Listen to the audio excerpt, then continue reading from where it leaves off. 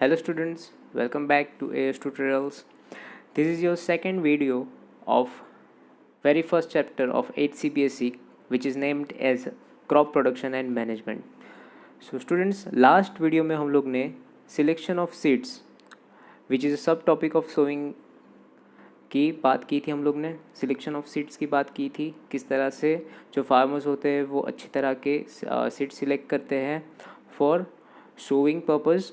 Now ये video के अंदर हम लोग दो टॉपिक कवर करने जा रहे हैं which is a traditional tools and the modern tools of sowing, and second is knowing about the adding manure and fertilizer. What is a manure and what is a fertilizer? So we will start now. This is your second video. इस video को अच्छी तरह से ध्यान से देखिएगा तो आपका ये जो टॉपिक है वो अच्छी तरह से कवर्ड अप हो जाएगा। नाउ हम लोग ट्रेडिशनल टूल की बात करें तो बेसिकली यहाँ पे जनरली जो फार्मर्स होते थे पहले के टाइम पे और आज भी जिसके पास मॉडर्न टेक्नोलॉजी अडोप्टेड नहीं है इस तरह के काम करने के लिए, ये सारी एक्टिविटी करने के लिए, वो इस तरह के ट्रेडिशनल टूल्स की यूज़ करते हैं। यहाँ पे देखो आपको एक डायग्राम दिया गया है। ये डायग्राम में अगर आप देखोगे तो एक फनल टाइप का एक टूल है जिसके दो एंड्स है, एक बिगर एंड है, एक स्मॉलर एंड है। तो जो स्मॉलर एंड है उसको ज़मीन के अंदर जो गड्ढे है उसके अंदर डाला गया है और अदर एंड से सीड्स को यहाँ से ज़मीन के अंदर तक ट्रांसफ़र किया जा रहा है। ठीक है, तो इस तरह से basically this is the structure of traditional tool. इस तरह से ट्रेडिशनल टूल काम करता है। ठीक है, तो ये हो गया ट्रेडिशनल टूल। अभी हम बात करें मॉडर्न टूल की, तो मॉडर्न टूल देखिए यहाँ पे, और इसकी दोनों के बीच में जो डिफरेंशिएट है वो भी मैं आपको समझाऊंगा। मॉडर्न टूल की बात करें तो यहाँ पे आपको एक इमेज दिया गया है, ये सीड ड्रिल का आपको एक इमेज दिया गया है। सीड ड्रिल में अगर आप देखोगे इसका स्ट्रक्चर तो यहाँ पे एक हॉलो है, पाइप है, और वो पाइप के थ्रू यहाँ से सीड्स को ये मशीन के अंदर डाला जाता है।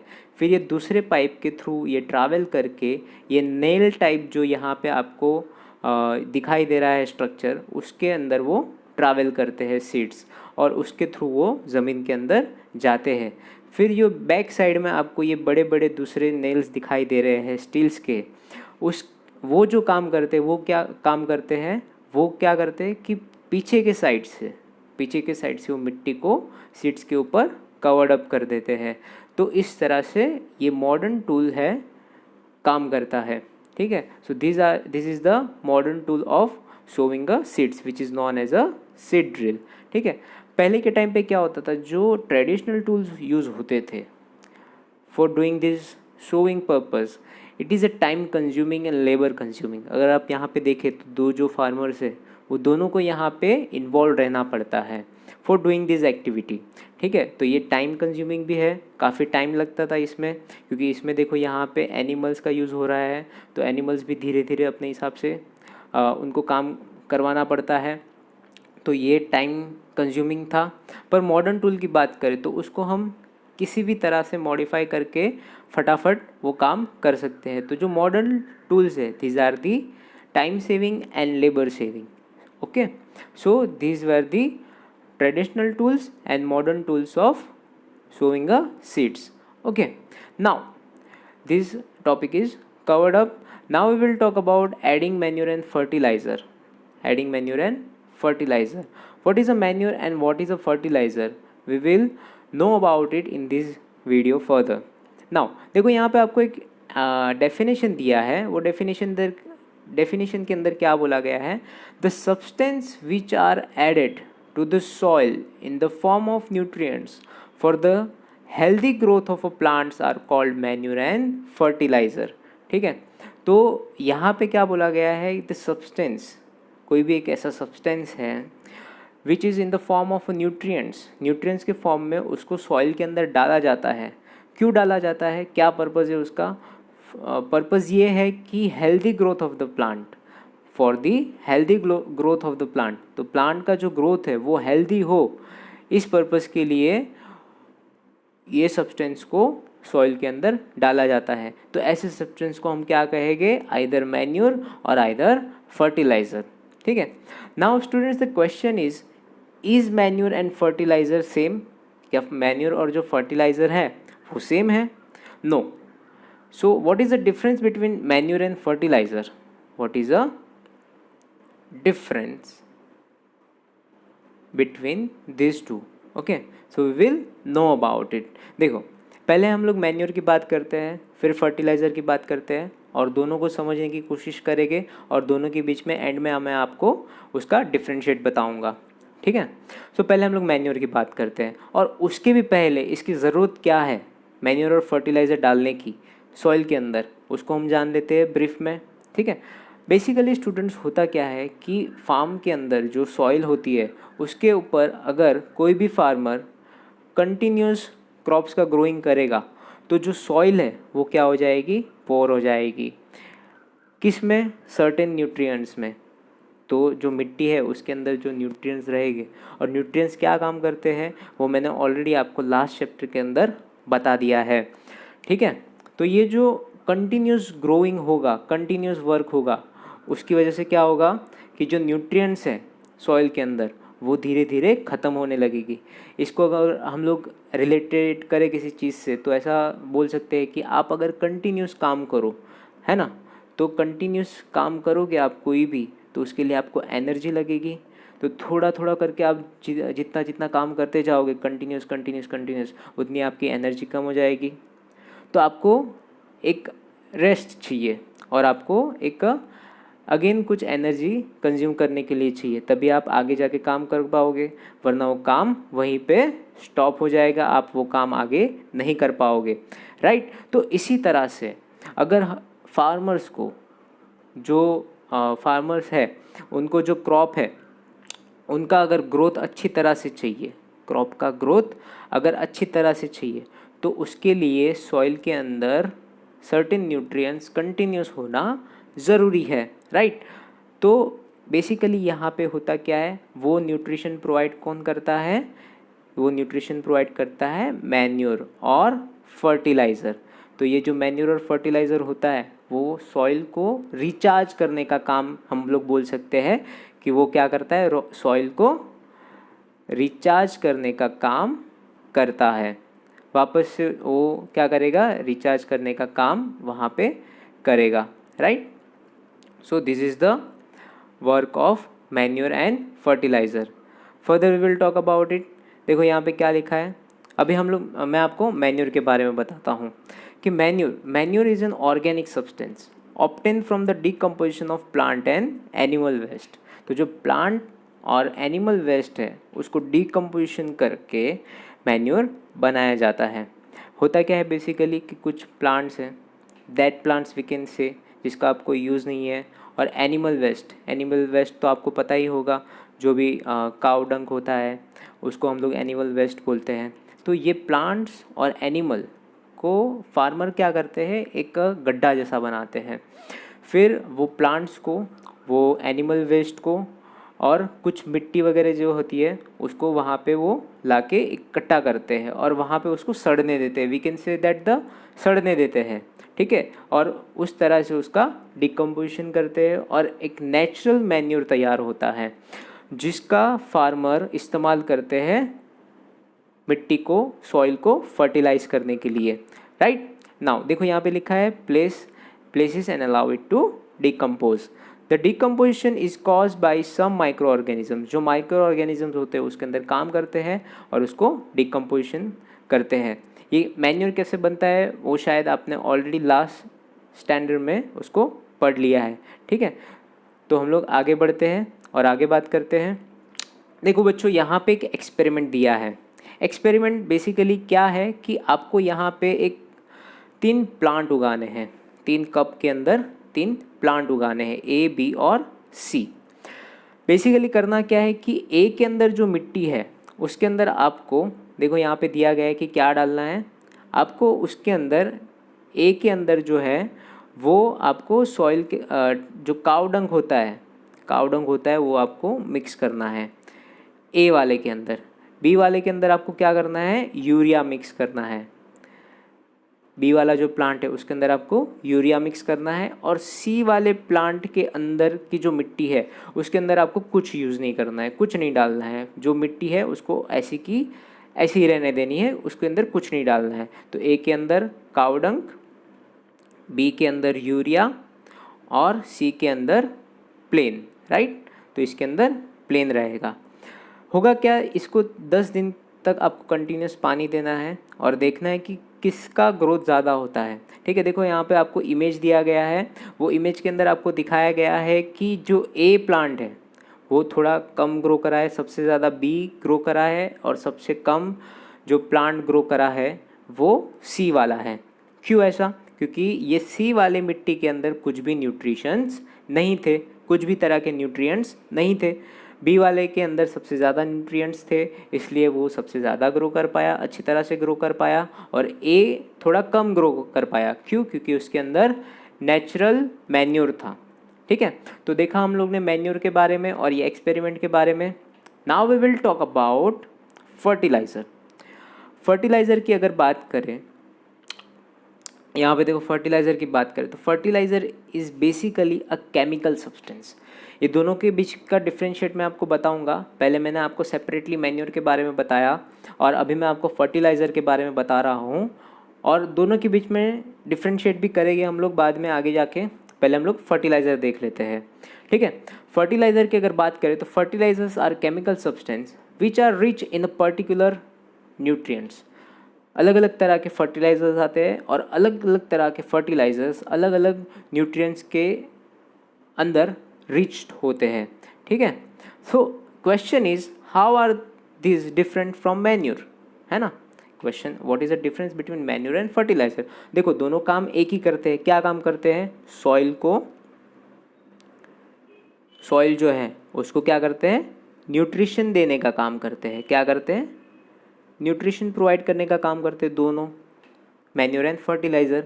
Still these both are the different, and what is the difference between them we will know about it. देखो यहाँ पे एग्जाम्पल्स दिए फर्टिलाइजर्स के। What are the fertilizers? Some example of fertilizers are urea, ammonium sulphate, super phosphate, potash and NPK, that is nitrogen, phosphorus and potassium. शायद आपने इसके बारे में सुना होगा, ये फर्टिलाइजर्स के बारे में नाम आपने सुने होंगे। ठीक है, now what is the use of the fertilizer? The use of the fertilizer has help farmer to get better yield of a crop such as a wheat, paddy, maize, but excessive use of the fertilizer has made the soil less fertile. देखो basically it is artificial, okay, it is a artificial, और ये company में बनता है। कहाँ पे बनता है? केमिकल जो कंपनी होती है, फैक्ट्री होती है, वहाँ पे ये फर्टिलाइज़र्स बनते हैं। अलग अलग तरह के केमिकल यूज़ करके ये फर्टिलाइज़र बनाए जाते हैं। तो इसका जो एक्सेसिव यूज़ होगा वो सॉइल के लिए काफ़ी हानिकारक होगा, राइट। तो why do the question should be that the why farmers buy this fertilizer even though knowing that this fertilizer is harmful, because the होता क्या है कि जो मैन्योर होता है उसको बनने में काफ़ी टाइम लगता है। It is a time consuming, it is a organic substance and it is a time consuming. इसको बनाने के लिए काफ़ी टाइम लगता है और इतनी बड़ी मात्रा में बनाने के लिए इतने प्लांट्स और एनिमल वेस्ट भी चाहिए होता है, जो जनरली काफ़ी फार्मर्स के पास अवेलेबल नहीं होता है। तो फार्मर क्या प्रेफर करते हैं? जनरली ये जो आर्टिफिशियल केमिकल सब्सटेंस फर्टिलाइजर्स है उसको यूज़ करते हैं। ठीक है, पर होता क्या है कि इसका एक्सेसिव यूज़ जो होता है वो लैंड को, जो द मिट्टी है जहाँ पे क्रॉप उगाया जाता है, यील्ड की जो मिट्टी है उसको वो ख़राब कर देता है। ठीक है, नाउ देखो यहाँ पे क्या लिखा गया है, फर्टिलाइज़र या सो यहाँ पे क्या बोला गया है कि excessive use of this fertiliser has made the soil less fertile. तो जो फर्टिलिटी रेट है, फर्टिलाइजेशन जो सॉइल का होता है वो ख़राब हो जाता है, कम हो जाता है, because of the excessive use of the fertiliser. Fertiliser have also become a source of water pollution. How is that so? यहाँ पे क्या होता है कि मैन्योर डालने के बाद, सॉइल के अंदर मैन्योर डालने के बाद एक प्रोसेस होती है which is called as a irrigation. Irrigation मतलब पानी देना, जो प्लांट्स होते हैं, क्रॉप्स होते हैं, उसको पानी देना। ठीक है। तो पानी जितना कंज्यूम करेगी सॉइल कंज्यूम कर लेगी और जो प्लांट्स हुए वो कंज्यूम कर लेगा, फिर एक्सेसिव वाटर जो बचेगा वो कहाँ पे जाता है, नदी नालों में जाता है। तो वो नदी नालों के अंदर जो पानी जाता है, जो एक्सेसिव वाटर जाता है, उसके अंदर ये जो केमिकल्स होते हैं, वो जो एक्स्ट्रा केमिकल्स होते हैं which are not consume by this plants, वो पानी के अंदर मिक्सड अप हो जाते हैं और वो पॉल्यूटेड वाटर दूसरे पानी के अंदर, नदी नाले के अंदर जाके दूसरे पानी को भी पॉल्यूटेड करता है। ठीक है। So this is how the water pollution spread because of this fertilizer. Okay, now what we can do about it, क्या कर सकते हैं इसके बारे में। ठीक है। तो यहाँ पे देखो एक ये दिया गया है, सॉल्यूशन दिया गया है। The use of the manure improve the soil textures as well as its water retain capacity, it replenish the soil with all the nutrients. तो हम लोग फर्टिलाइजर्स का यूज़ ना करते हुए हम लोग मैन्योर का ज़्यादा यूज़ कर सकते हैं। That is a one option for retaining the fertility of the soil. ठीक है। Now another method, what is another method? Another method of replenishing the soil with the nutrients is through the crop rotation. Crop को हम लोग क्या कर सकते हैं, rotate कर सकते हैं। एक साल कोई फार्मर है, फर्स्ट ईयर पे वो वीट का क्रॉप ले रहा है, वीट का अनाज ले रहा है, वीट बना रहा है, वीट उगा रहा है फर्स्ट ईयर पे, तो सेकेंड ईयर पे वो कोई और क्रॉप उगा सकता है। This is called as a rotation. Paddy, maize, कुछ भी दूसरा उगा सकता है। इससे क्या होगा कि जो सॉइल है उसको अलग तरह के न्यूट्रिएंट्स प्रोवाइड होंगे। और दूसरा क्या कर सकते हैं, another method is a to give a rest between a production of a two crops, है ना, कि फर्स्ट क्रॉप लिया, उसके बाद सेकंड क्रॉप लेने में थोड़ा टाइम लगाए, कंटिन्यूस ना ले। इसका यील्ड निकला, इसका यील्ड निकलने के बाद सडनली दूसरा यील्ड नहीं लेना है, दोनों के बीच में थोड़ा टाइम देना है ताकि जो मिट्टी है वो अपने न्यूट्रिएंट्स को वापस गेन कर सके। ठीक है। So these are the some method of retaining the nutrients in the soil. ठीक है। Now in the end of this video I will give you a brief differentiate between fertilizer and manure. ठीक है। देखो fertilizers क्या है, the fertilizer is an inorganic salt. This is an inorganic salt. Manure is a natural substance obtained by decomposition of cattle, dung, human waste, and plant residues. This is generally a natural and this is generally a artificial, made up in the factory with the help of some chemical. देखो यहाँ पे दिया गया है, the fertilizer is prepared in the factory. Fertilizer जो है वो factory के अंदर बनाया जाता है with the help of some chemical, और जो मैन्योर है वो नेचुरली प्रिपेयर्ड होता है फील्ड के अंदर। ठीक है। इसको हम लोग नेचुरली प्रिपेयर्ड कर सकते हैं, इसके अंदर कोई भी तरह का केमिकल यूज़ नहीं किया जाता। The fertilizer does not provide any humans to soil, ये किसी भी तरह का ह्यूमन्स प्रोवाइड सॉइल को नहीं करता, बट जो मैन्योर होता है it provides lots of humus to the soil, right. अभी फोर्थ पॉइंट है यहाँ पे, the fourth point is the fertilizer are very rich in the plant nutrients like nitrogen, phosphorus and potassium. Manure is relatively less rich in the plant nutrients. Plants nutrients के comparison की अगर बात करें तो fertiliser वो काफ़ी rich रहते हैं, क्योंकि केमिकल के थ्रू इसके अंदर काफ़ी सारे फर्टिलाइज़र्स, न्यूट्रिएंट्स डाले जाते हैं फर्टिलाइज़र्स के अंदर। पर मैन्योर के अंदर जो नेचुरली आते हैं न्यूट्रिएंट्स वही आते हैं। ठीक है। So this were the different between manure and fertiliser. But फिर भी even though being less rich in these nutrients, preparation of using the manure is quite acceptable. Why? Because देखो मैन्योर के काफ़ी एडवांटेजेस है एज कम्पेयर टू फर्टिलाइजर्स। देखो यहाँ पे क्या बोला गया है, it enhance the water holding capacity of the soil, it makes the soil porous due to which the exchange of gases become easy, it increase the number of friendly microbes and it improves the texture of soil. ठीक है। तो यहाँ पे देखो इतने सारे एक ही चीज़ यहाँ पे कम है कि जो न्यूट्रिशन है, न्यूट्रिएंट्स है वो कम है, फर्टिलाइज़र में ज़्यादा है, मैन्योर में कम है, पर फिर भी प्रेफरेशन किसको ज़्यादा है? प्रेफरेशन ज़्यादा है मैन्योर को। मैन्योर ज़्यादा प्रेफरेबल है, मैन्योर को यूज़ करना चाहिए क्योंकि नेचुरल भी है और इसके अंदर केमिकल्स भी काफ़ी कम होते हैं और वो सॉइल को इनफर्टाइल भी कम करती है और करती ही नहीं है, ठीक है। So these were the two topics which we covered today in this video. Further in the next video we will talk about the irrigation, how the irrigation happens.